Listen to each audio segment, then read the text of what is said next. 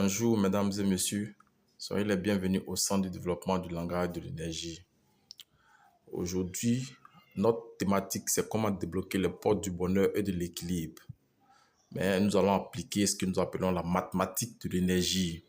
Et dans notre vidéo précédente, nous avons, pour ceux qui nous suivent, vous pouvez vérifier, nous avons fait des démonstrations.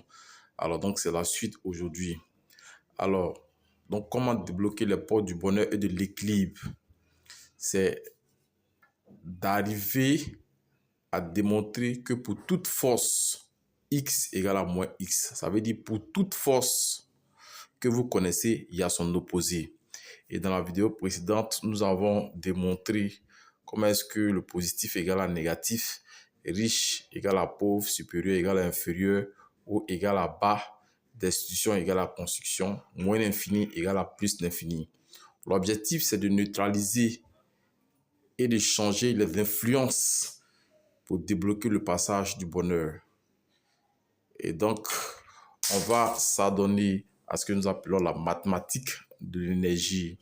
Alors, démontrons que x égale à moins x en prenant x égale à 1 et moins x égale à moins 1. Donc, ça veut dire qu'il faut démontrer que 1 égale à moins 1.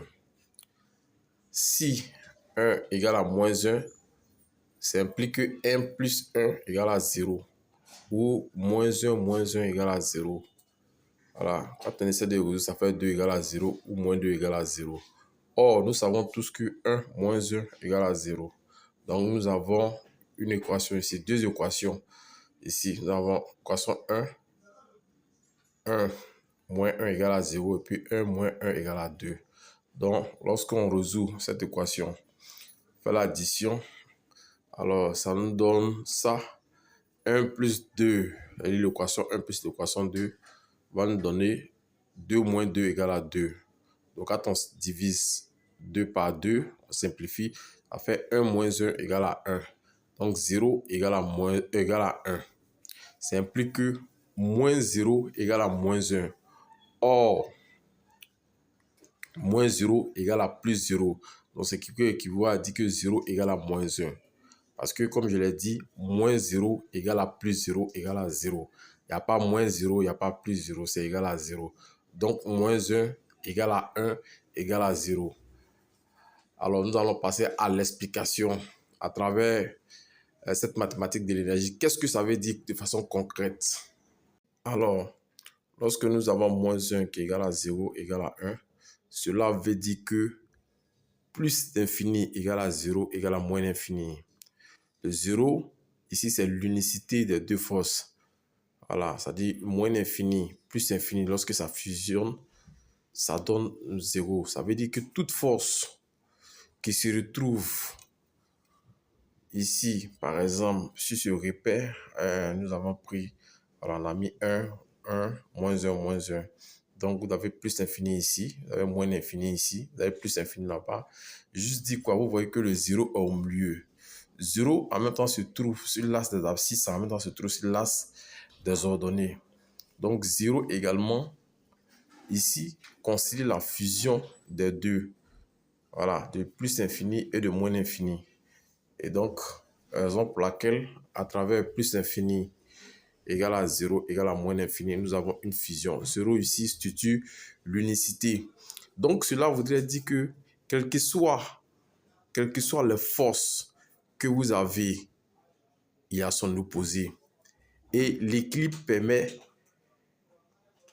que son opposé, c'est-à-dire cette force et son opposé, conciliés donne également une force dont l'unicité permet d'avoir ce qu'on appelle le bonheur, l'équilibre.